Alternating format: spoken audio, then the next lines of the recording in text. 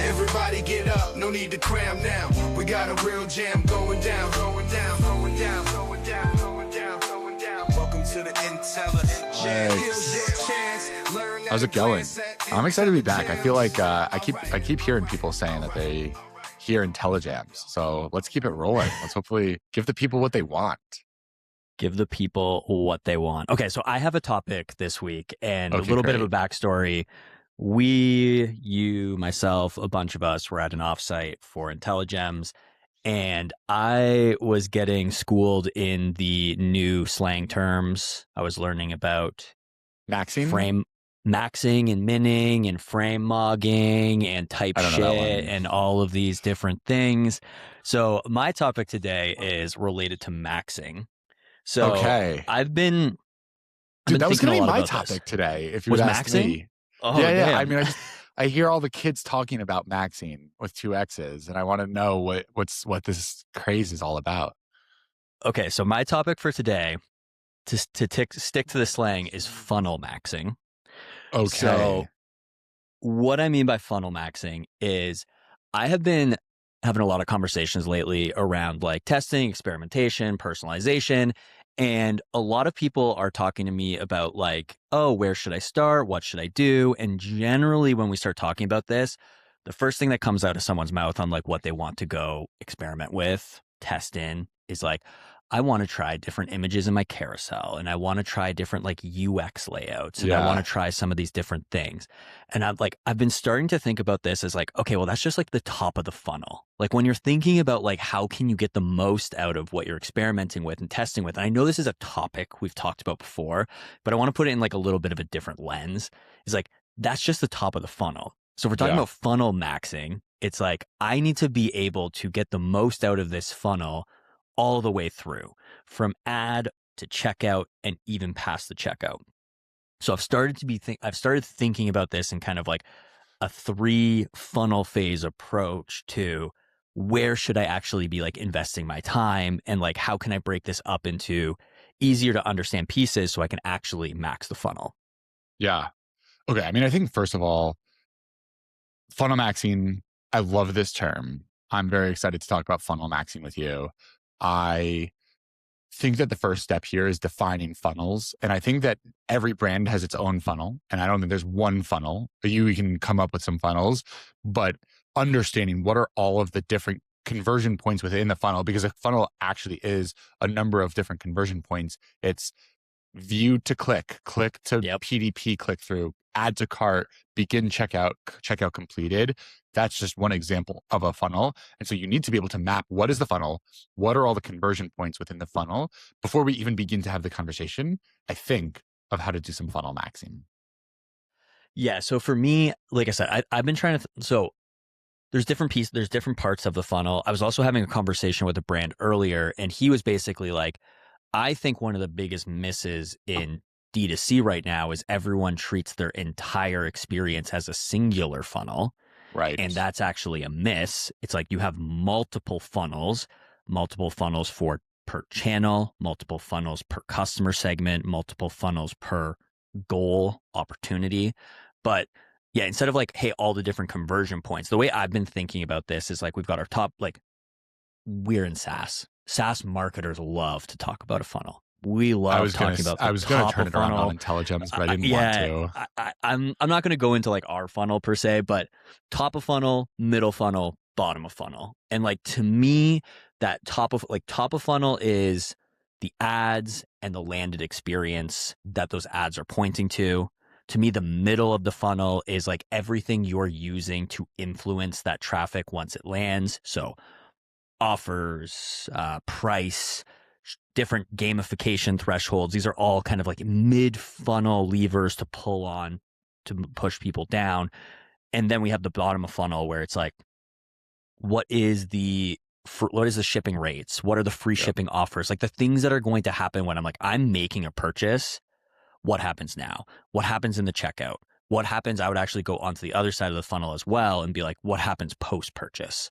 What am I going to do to max the funnel post-purchase? So for me, it's top of funnel, middle funnel, bottom of funnel. And when I'm thinking of maxing this, I'm like, okay, what am I going to do in these three kind of buckets of the funnel? Yeah, I guess like one question I would have for you is like, have you heard people using this term? Like, does this term funnel maxing have a meaning to you? Maybe can you help me define what is funnel maxing? So I haven't heard anyone refer to it as funnel maxing. Maybe Dev on our team would refer to it as funnel maxing.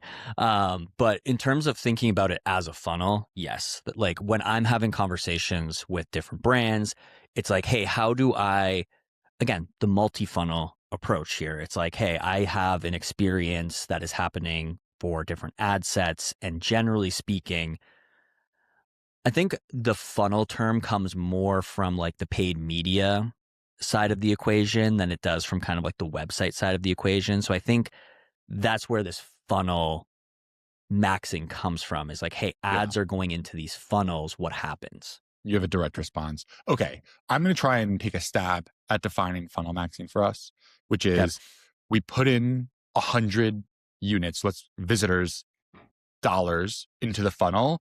How do we max the dollars that come out of the funnel? So if our funnel maxing Bingo. for me is if I am putting dollars into a funnel, which is media buying, how do I max the dollars that come out of that funnel, which is my sales?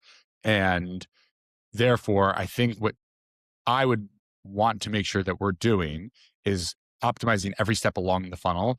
Oftentimes, I hear a lot of people focus top of funnel. So much effort is focused on landing pages, scroll depth, click through rate, all of the things that people do on a landing page. And then I hear a lot of talk, appropriately so, about bottom of funnel and shipping rates and the things that happen at checkout post purchase. I also think that like maybe what gets lost a lot, and where it's interesting because Intelligems users, the deep power users of Intelligems, do have a lot of focus on that middle of the funnel, the PDP, the cart experience. How do we discover the right product? You talked about price. I also think that a lot of it is like, okay, I'm bought into this brand. I understand what it is that I want to buy and that I want to buy from these people. But let me like figure out which version of this product is the right one for me. Which one's going to fit, like which features are the features that I need and what's the value there? Like, do I want to trade up to the pro version of this?